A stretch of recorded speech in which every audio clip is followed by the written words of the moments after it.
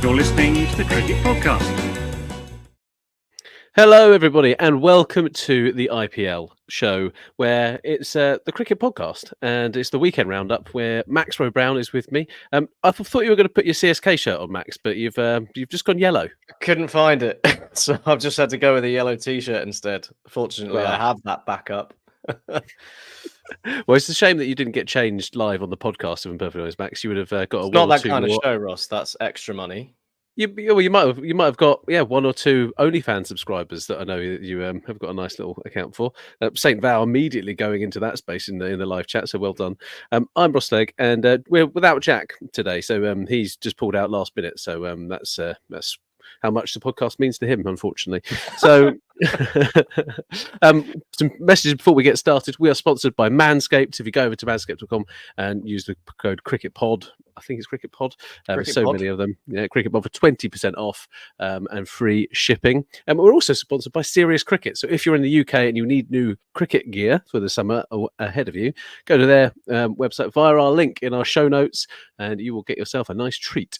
So, Max, it's the IPL roundup. There's been 3 games this weekend. We had El Clasico this afternoon with Mumbai Indians versus CSK.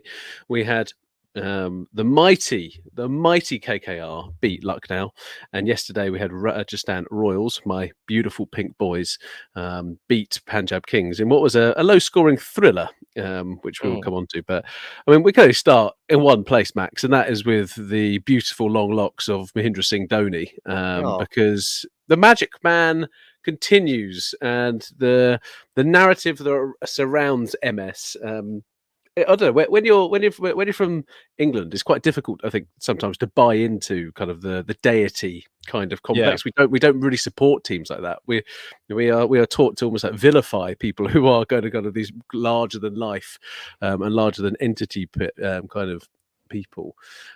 But in the biggest game in the IPL, with the 2 teams who've won the title the most, coming in the 20th over where the score was so-so, like you're back in this Mumbai Indians team with the embarrassment of batting riches that they do have to chase down around 180, aren't you? You're always sitting there going, do you know what? They're probably going to do that. Yeah. Especially after what they did to RCB the other night. Yeah, well, they could have chased 300, couldn't they, against that bowling lineup, to be fair. But here, Mahendra Singh Dhoni comes in, off of 4 balls, he comes away with 20 runs, including 3 sixes in a row. Max, you're the CSK man. Did that fill you full of life?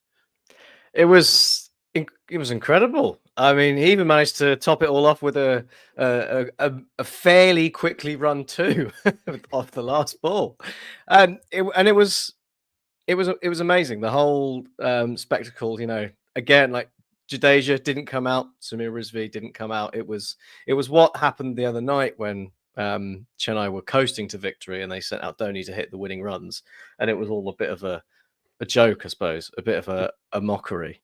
But Dhoni's earned the right to come out whenever the hell he likes, and he did it today.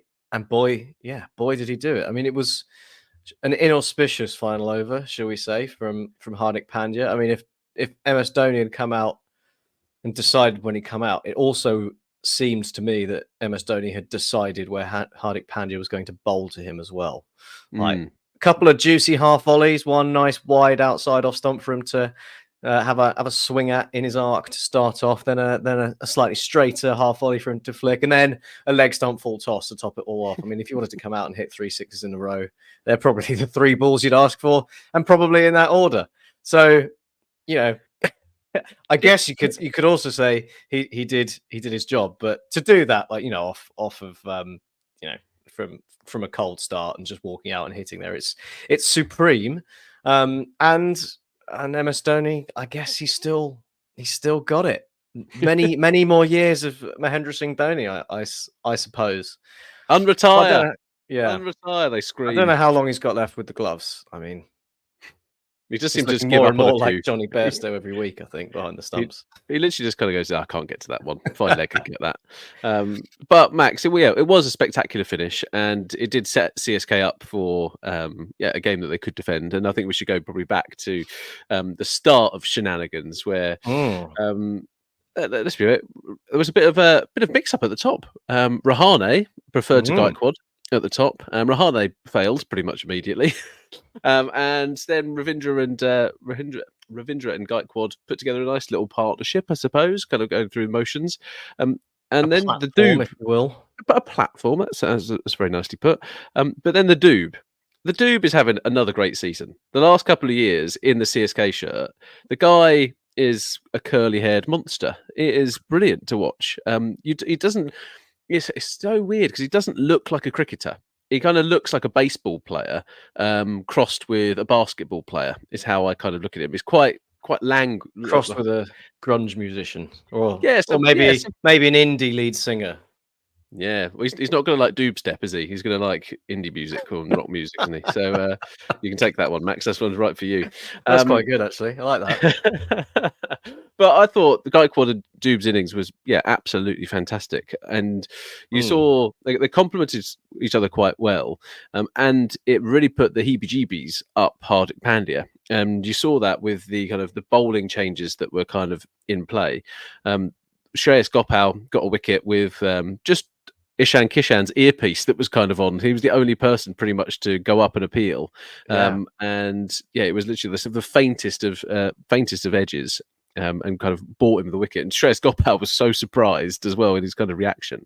But he only goes away with bowling 1 over. And that's because the Doob and Gaikwad are kind of in, and they're scared of kind of going up and bowling to them. It really changed kind of what was actually happening.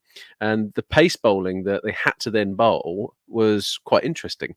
What a reputation to have. Like Doob is not this like super killer in my head, but he's clearly got this reputation. He's got enough about him to basically change MI's entire approach to a bowling innings. It was curious, and it's still curious when you think about like how the game went as well. Because I mean, first up, we saw a cricket podcast classic, didn't we? Rahane, basically, that was a sacrificial wicket, and it worked for Gaikwad and Shivam Dube. Like, great, that's a great plan. We know it works. Do it, it's brilliant.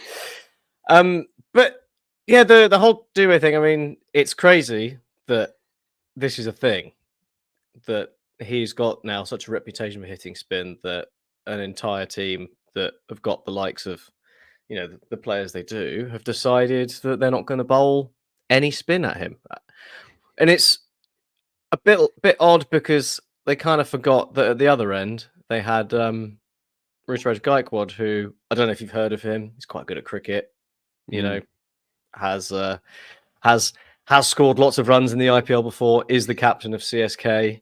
And what you're trading in, I suppose, I mean, Shreyas Gopal is decent spinner. He's not an elite spinner probably, but he'd got the breakthrough. He'd got Ravindra out just when he'd looked like he might be about to get going. And you think maybe you're gonna back him, or you've got the option of Mohammad Nabi, who also bowled well and kept things tight. But you've eschewed that, and you've gone for Romario Shepherd, and you're not just bowling at Shivam Dube, you're also bowling at Gaikwad, and he got punished because he's not really good enough. It wasn't just him, right? As well, I thought Madball had a bit of a poor game as well with the balls a little over the place.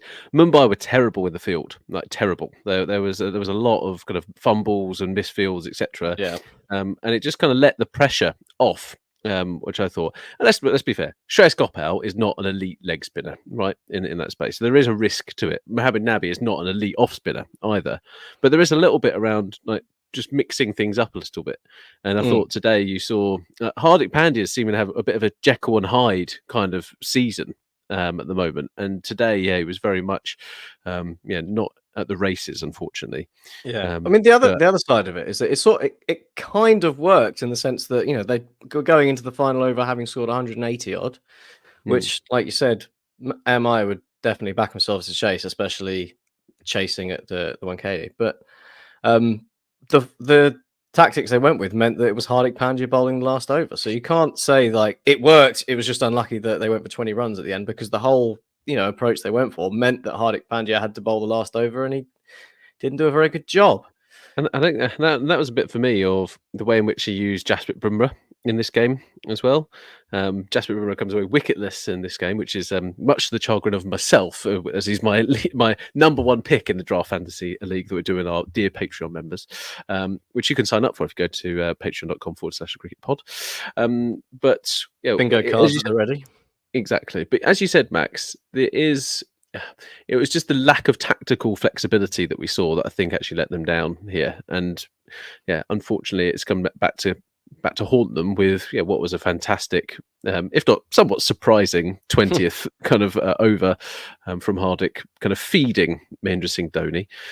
But 206, that was still very much in Mumbai's wheelhouse. I thought they were still very much in the game, and they came out fighting. Ishan Kishan looked okay, and he kind of got a little bit of a head start over Rohit Sharma, but they managed to take wickets at kind of very useful intervals. Sky has gone 0, like 50 off 20 balls and 0 again, with Patarana coming in. And Patarana looked back to his best as well. He looked a little bit unfit at the start of the tournament. It's going to come back in for Tikshana today, and he looked really, really strong.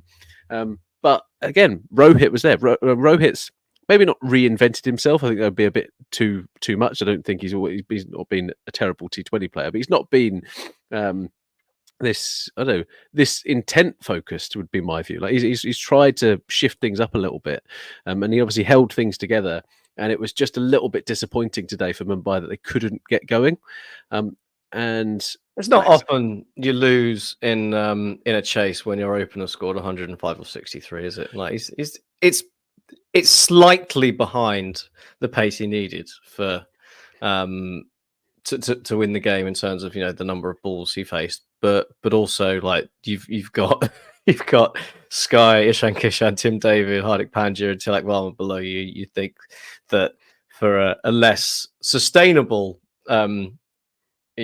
sustainable blow, I suppose, that they might be able to make up for that slight shortfall. I think I think you'd probably be a bit disappointed if you're MI that you haven't managed to chase it regardless, to be honest, and that is in no small part down to Patarana. And Max, even more, it was down to the Lord and Deshpande bowled 2 overs, right? So there was when Tilak Varma got out, just on the stroke of the 14th over, they were pretty much up with the rate. They were pretty much there. And it looks like, oh my God, here we go. You've got still some big firepower to come in. And the Lord bowled an over that went for 2. Who the hell saw that coming? I mean, especially not me, because he's replaced Deepak Chahar in the team, which is, again, a bitter blow to my draft team. And Deshpande, who, let's be fair, has gone round the park at different points and has got a bit of a reputation of kind of getting flayed all over the place and buying a wicket. Those two managed to shore things up so much that in the space of 15 balls, right at the crux point where they were about to go into kind of 4th or 5th gear, they only hit 5 runs and lost 2 wickets in a 15-ball period. So that has got to go top shelf, Lord. Like, well done, Shardul Thakur. I mean, that's the value of taking wickets at important points, isn't it? You get new batters in, and they've got to adjust. And when you're chasing a large total, you have to do it quickly. And if you don't, like you say, things can get away from you.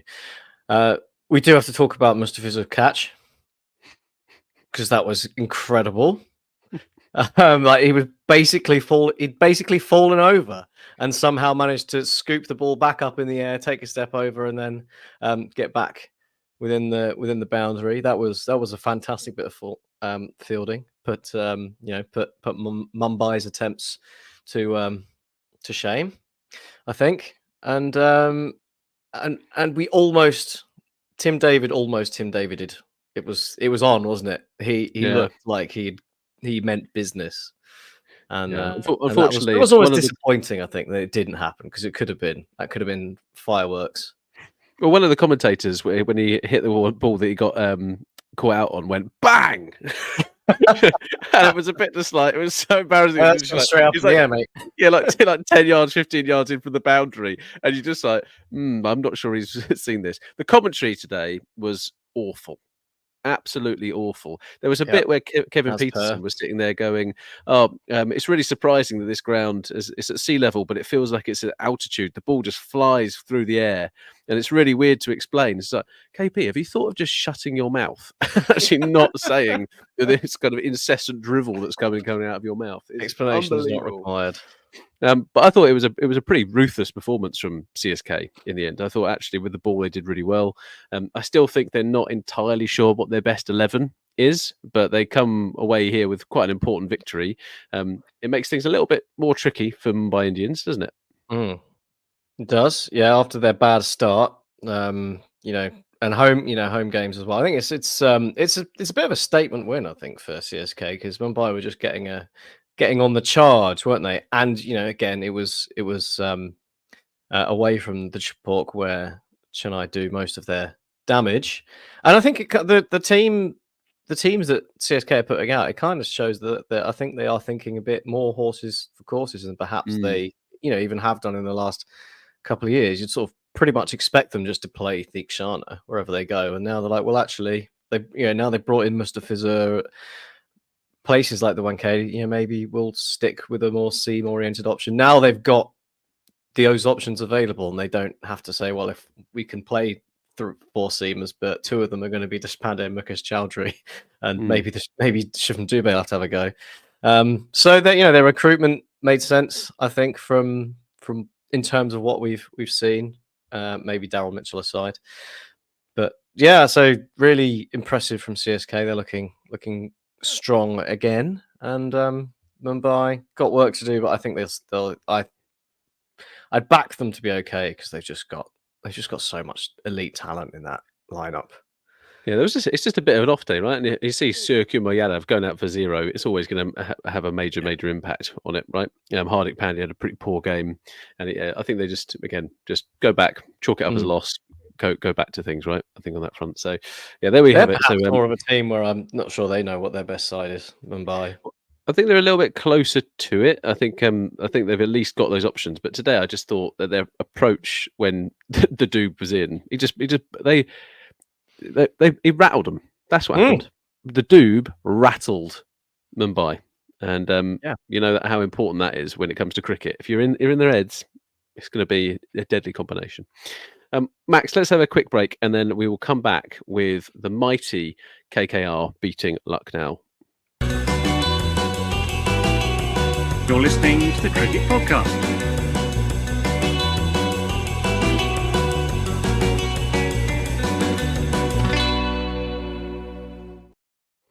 Hello, everybody, and welcome back to the Cricket Podcast.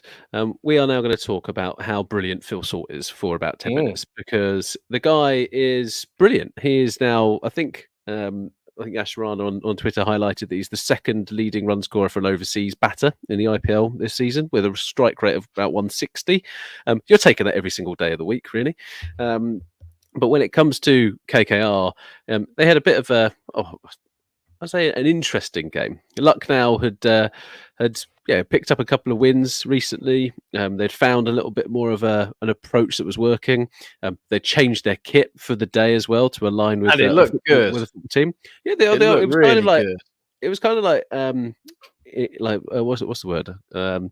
It was like kind of like Bangladesh crossed with West Indies, and it was just a bit of a mix. It was not too shabby. I think I'd prefer watching them play every week in that rather than another blue. Yeah, the old. The fish one. That is still the worst one for me. Like the fish scales. Jesus. Yeah. But it was again quite an entertaining game, I thought, and you saw the best and worst, I think, of some of these teams. Because in particular, Shamar Joseph, who had a debut in the IPL, and we'll come on to him shortly. So let's start with the Lucknow batting. De Kock got started and immediately fell out, unfortunately, and he had to go back and be put away in the dugout. KL Rahul again. Striking a little bit more aggressively, which I'm a fan of. I'm a fan of. This is 3 games in a row where he is not being selfish. So fair play to him. Deepak Huda back in, and they've dropped Devdutt Padikal. who, let's be fair, was on borrowed time anyway after They had 5 to, fails in a they row. really had to do that. Yeah. Yeah. So poor bloke, but at the end of the day, this is a results business. Good Dhoni was kind of slow Dhoni today, is how I'd read it. The pitch wasn't, slowly. The pitch wasn't brilliant, if I'm perfectly honest. It was a bit low and slow and a bit too paced. But you still had the brilliance of someone like Nicholas Pooran, who propelled them to, I don't know.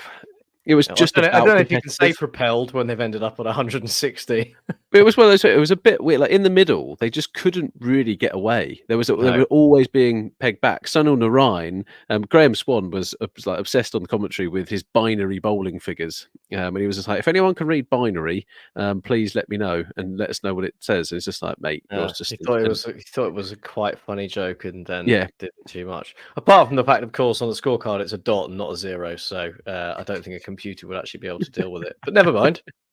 But you saw Sunil Narine and Varun Chakravarti kind of spin a web, really, and I think that this is the real talent that they've got at their disposal.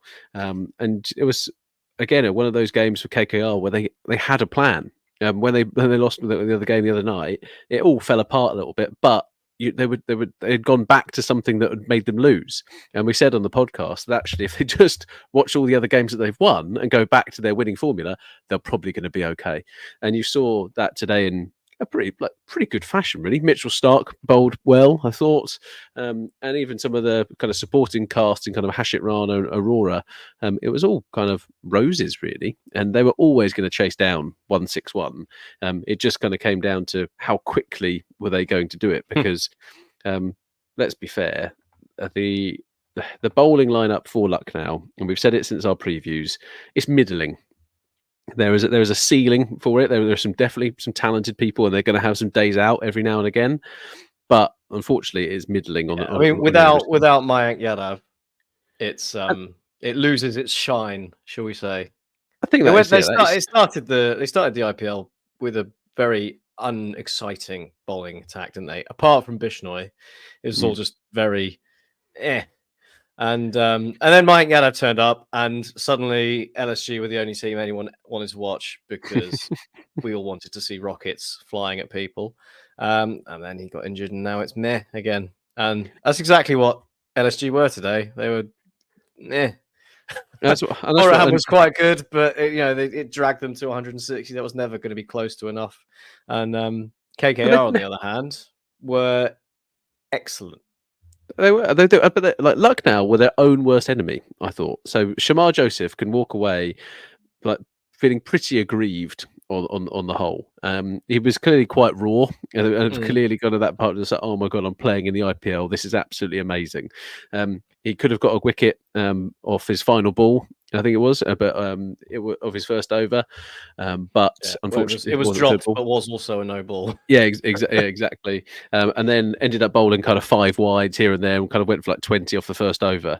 And it was a bit of a pain. And then 2 other catches were dropped off his bowling, and that is absolutely.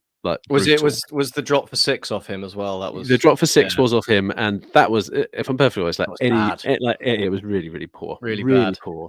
Yeah, I hope they give him another go, right? Because it'd be very easy to bring a guy in for his debut, none for 47, off you pop, mate. He's bowled 12 dots in there. He's bowled 12 dots, and I think there was stuff to be quite excited about in there. I thought his first 4 balls, he had Phil Sort in trouble. He wasn't far off getting him out. He looked difficult to face. The no balls, I think, kind of put him off. I guess put him off his track a little bit, and it got a bit tricky for him, But coming back from conceding 22 off your first over in the IPL isn't great. So 25 off his next 3, that's not too bad, and that includes, like you say, someone throwing the ball for 6 to help him along his way. So, and he got a bit out of the deck as well with the new ball. So there's something there. There's definitely something want to see him get given another go, because of course he's raw. That's exactly the point about Shamar Joseph. We're really all really excited to see him, because he's this new. He was a bloody security guard 12 months ago. Yeah. What more do you want? From there to the IPL, I mean, it's a really good story, and it's not like anyone else did particularly well either, is it? I mean, he's come out of it with the third best economy of all of the LSG bowlers. So when you compare it to everyone else, maybe it's not been so bad, but sometimes I think you there's run into something there, Phil Max. Salt on one of his days. I think there's something to work with, right? There is something to work with. If you out of your 4 overs, if you're going to bowl 2 of those, and they're like, in theory they are maidens, right? Although I know it doesn't work quite like that. But if you're going to bowl 12 dots in a 24 ball spell, like actually there is something definitely to work with. And on a couple of occasions, he beat Phil Salt on the outside. Shreya, it was really, really good, and got a little bit unlucky with a couple of like inside edges, etc. So there's definitely something to work there. Yeah. Phil Salt had an enchanted innings. I think it's fair to say he was dropped a couple of times. Yeah, inside edges that missed kind of his stumps by a little way.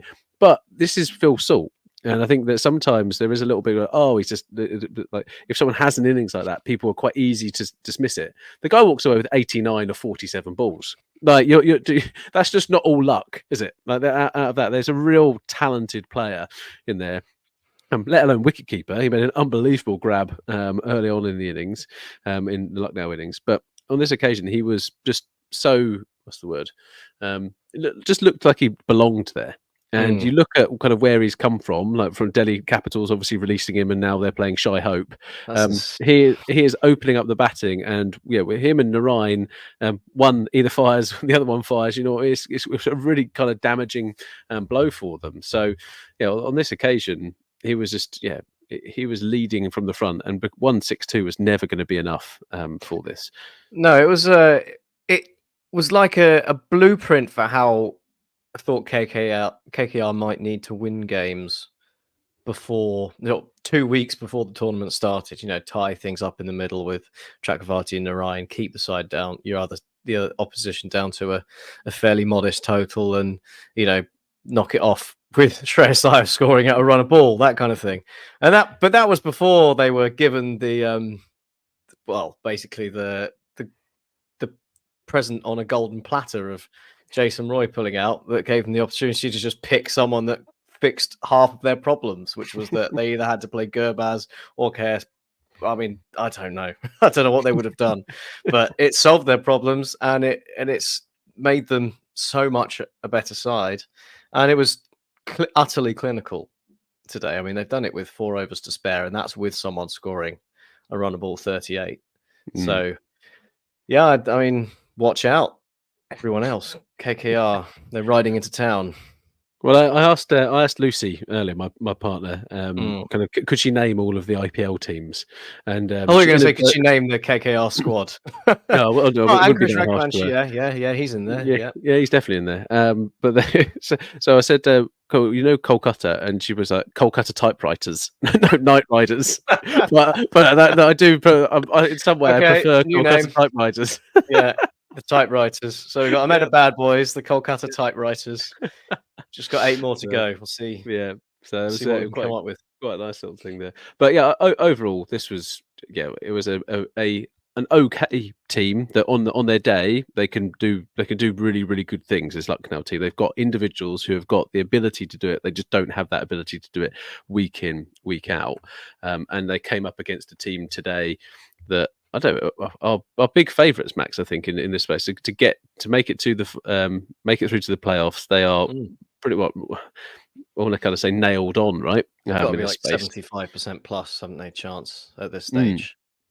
Yeah, and it kind of, you can just come out of it going, things are starting to click in place. People are contributing in different ways, and it's a very, very nice thing for them. So KKR go marching on. Max, my pink boys, we're going to need to talk about, because yesterday's game against Rajasthan versus Punjab Kings, and it was probably one of the worst games. A grotty affair, wasn't it? Yeah, it was.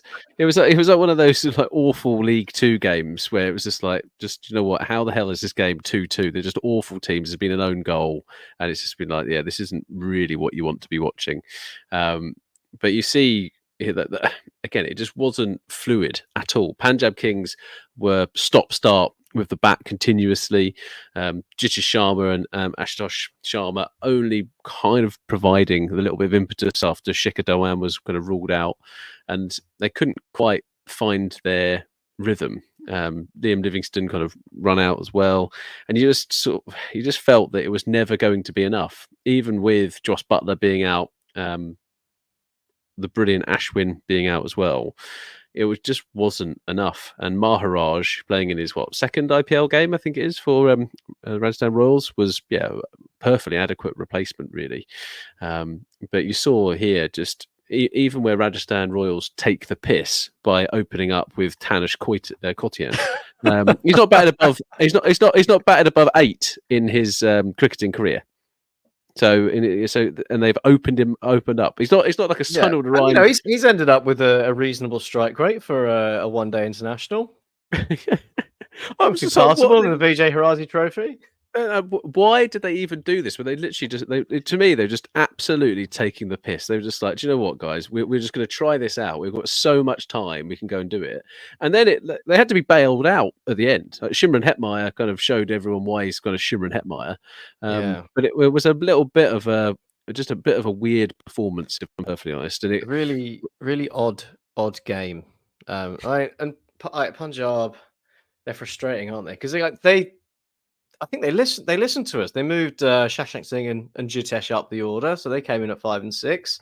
But that meant that Liam Livingstone was coming in at 7, and then Ashutosh Sharma's done it again, like from nowhere, just come in and bashed the ball around and got 31 or 16 at the end from number 8. And it's just the Punjab side's all over the place. Really, it's a bit odd. I mean, Tanish they are really fun.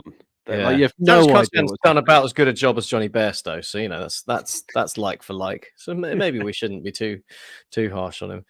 But I mean, I think this game, all you need to know about this game is that in a successful chase, chasing down 147, player of the match was someone who scored 27 off 10.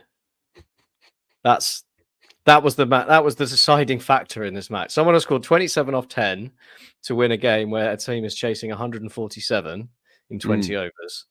And that was the deciding factor at the end. Like, that tells you everything you need to know about this game. Just I mean, yeah, I think you got to give Punjab a lot of credit for the fact they managed to nearly put it off. There's a lot of fight. There was a lot of fight. Yeah. Was fantastic, and Sam Curran chipping in with a couple of wickets. Harshal Patel obviously going at over 10 and over because that's what he does now. But I mean, you think that you're looking at Arshdeep's figures and being a bit surprised and thinking, on another day maybe Punjab actually come away with this sort of daylight robbery of a victory. But they're in a bit of trouble now, aren't they? Despite having like some good, exciting things about them, they're in a spot of bother. Yeah, they came up against Hetmeyer, right? And sometimes Hetmeyer, just like the guy is I don't know, just becoming a brilliant lower order hitter. Like he's been that way for the last few years, and he just goes into that button. He's just got that ability to deal with that pressure and turn it into boundaries, which is kind of what they needed, right? And most other people would have probably run and hide, right? But he stood up and did a fantastic job. And Arshdeep Singh is a pretty good death bowler at the end of the time. So it's a little bit frustrating for Punjab, but again, they were coming up against if the best team, if not the one of the top 2 teams in the tournament. And even though they were depleted, they were so in control, it felt like. And even with, as I was sitting there watching it, going, well, the run rate's getting a little bit up, but they still had Hetmeyer to come in. They still had Rovman Powell to come in. Yeah. And by the time they'd been gone, it was just like, it was 10, wasn't it? 10 to win off the final over, which you would generally back yourself to do, but there's every chance of that going wrong. Lose a wicket and a couple of balls in or something, and it could be a disaster. But full credit to Shimron Hetmeyer. I think that's on the bingo card, so you can tick that one off if you're listening along from the Patreon. And if I'm being honest, Max, I think that's also on there. Shimron Hetmeyer, Arshdeep Singh, he nearly did it. He nailed a couple of Yorkers in the first 2 balls, and actually it was like, hang on a minute, it's on.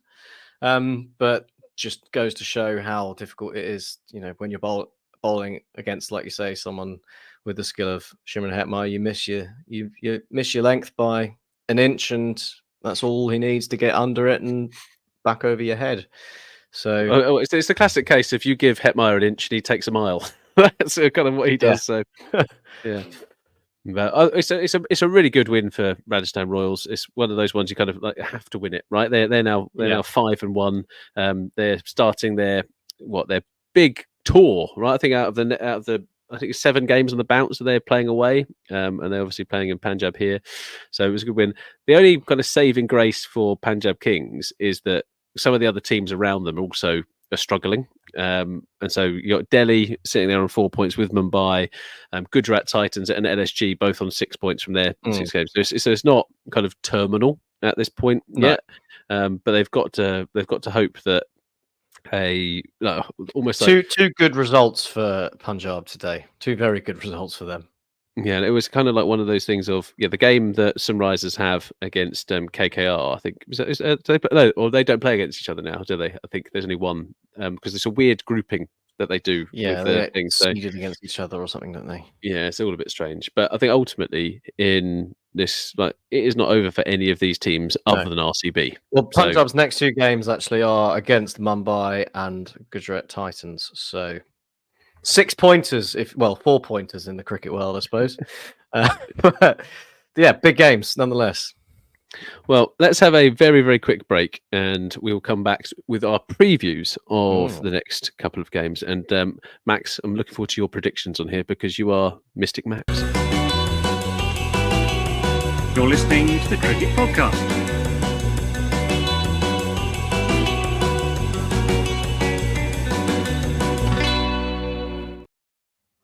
Welcome back to the Cricket Podcast. Max, we've got a few more games between now and our next show. We've got RCB facing off against Sunrisers, which is, should be quite a fun game. KKR versus Rajasthan Royals on the Tuesday, which is, first versus second place. And then we've got the Titans versus Delhi, which, that's a season ender for Delhi if they lose that. So let's start with perennial losers RCB versus Sunrisers Hyderabad, who are a little bit of a surprise package, I think it's fair to say, this time round under Pat Cummins' captaincy. Max, which way do you think this is going to go? Because you've got the RCB is playing some of the worst cricket ever to be seen in the IPL, and Sunrisers, I don't know, if it feels like they are. I don't know, they're tantalizing is probably how I'd say it. You're looking forward to what they're doing. You're not sure what's actually going to come out, and I think every single time that we're seeing them play at the moment, they're fighting for absolutely everything. There's not. It's kind of like Sunrisers of old rather than Sunrisers of the last kind of 3 or 4 years. So which way do you think this is going to go? The head says Sunrisers, doesn't it? Because Royal Challengers Bengaluru have been an abomination to cricket in the last 6 attempts at playing cricket. They obviously have their one win over Punjab Kings that they kind of got out of jail for as well.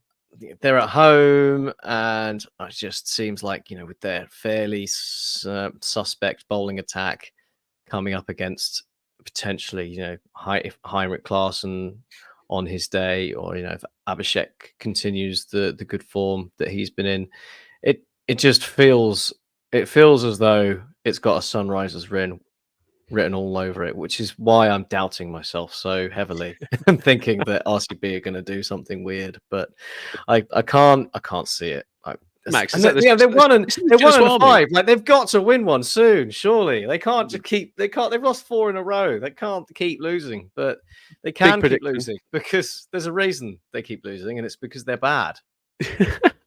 Well, my big prediction, Max, is if Sunrisers bat first, then their record for highest 300 genuinely against this bowling lineup, like anything could happen with this Sunrisers batting. Like, it is, I think this could be an absolute bloodbath, and you've seen the very worst of RCB. But we haven't had a Siraj day yet, and they happen, don't they? Like a power play where Siraj takes 3 for 6 and breaks the game open.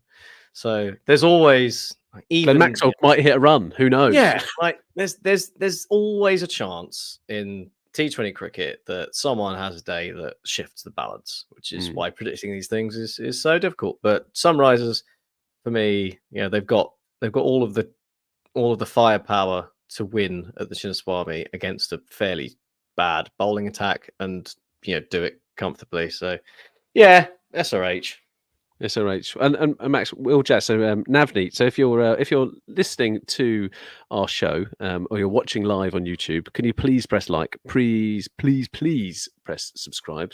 And if you want, go to patreon.com/cricketpod where you can support us for as little as kind of like $4 a month because it's difficult and expensive running this bloody podcast, but we love it.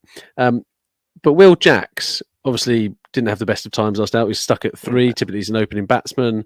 Kind of one game in a T20 competition. You shouldn't be judged just on that, right? I think it is a fair play that you get given a bit of a run of games.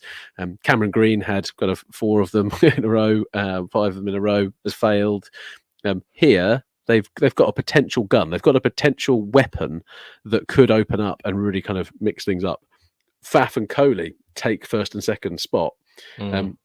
Do you think we're going to get a shift in Will Jacks getting the opportunity to open up and one of them being pushed down to 3? Or are they going to keep Kohli and Faf at the top of the order because they are the senior pros, for want of a better term? Very much the latter, I suspect. Do you reckon they'll drop Will Jacks? Very possibly.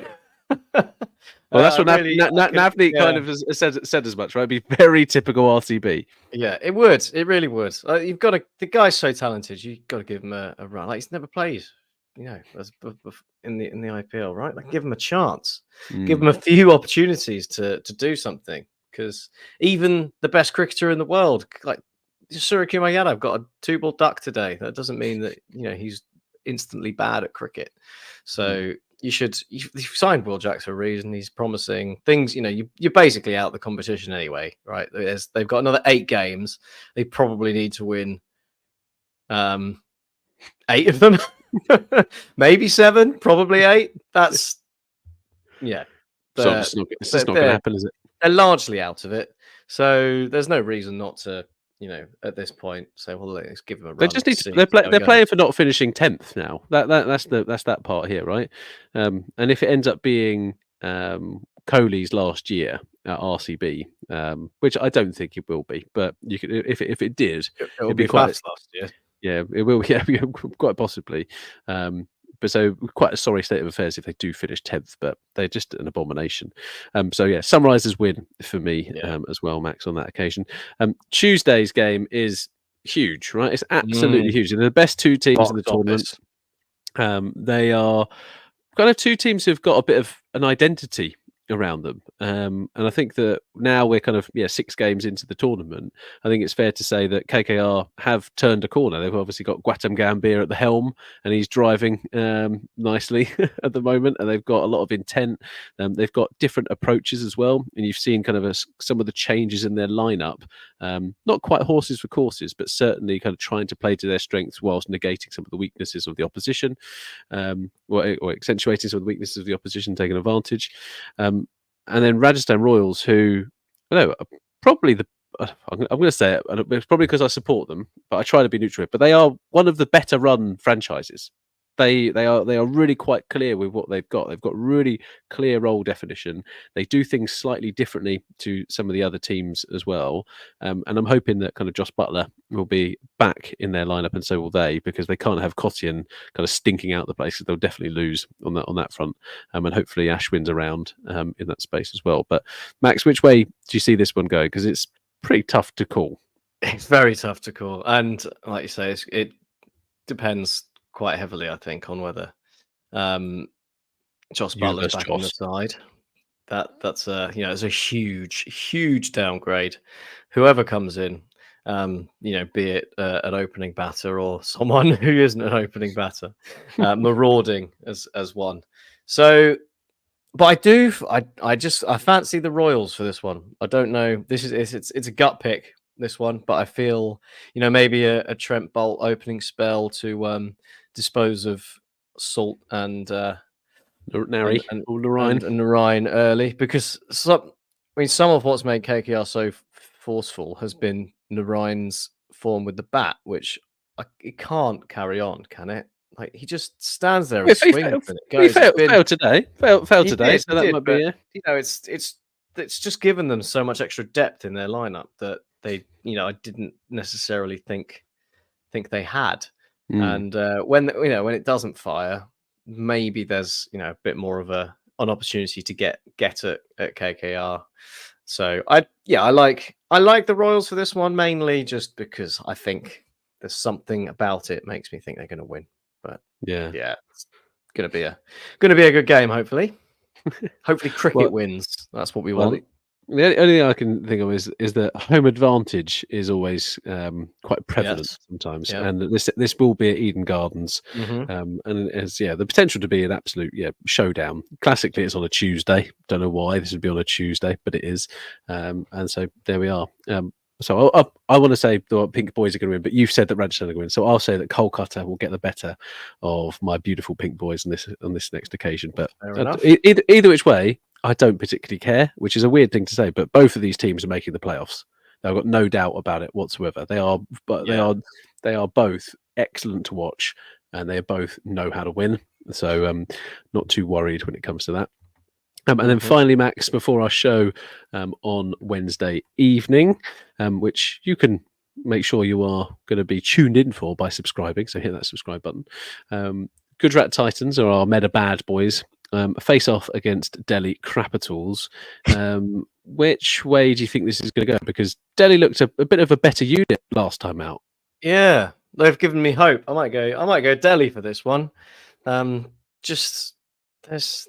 quite liked their kind of bizarre approach of picking 4 overseas batters, loading up the side.